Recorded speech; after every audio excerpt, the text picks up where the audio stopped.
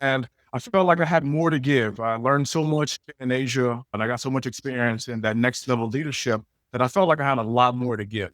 This company is growing fast. We're opening up sites all over the country. And I want to have the joy in seeing my plant operator get promoted to the operator, gym operator, be senior operator, and hopefully one day plant operator into these other facilities that we're opening up throughout the country itself. And I think the military is really good in weeding out people that have that self-starter drive versus the ones that just there to collect a paycheck. You'll have to wear a lot of hats in the facility, and I won't sit there and say that it's going to be a breeze every day. There will be some challenges, right? But the thing about it is we're going to work through them together as a team. And we won't leave anybody out to high and dry. What a great opportunity to come in and see a new plant come online and get that experience.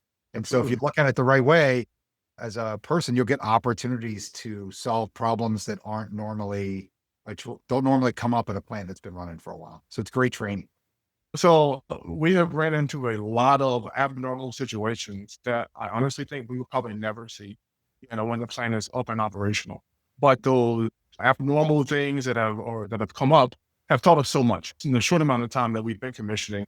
That things otherwise, like you say, you never see before, you never see again, just because once you get past the commissioning stage, some of these things you just set it and forget it. Somebody saw something in me that I can say I probably didn't even see it myself. And I took that and ran with it.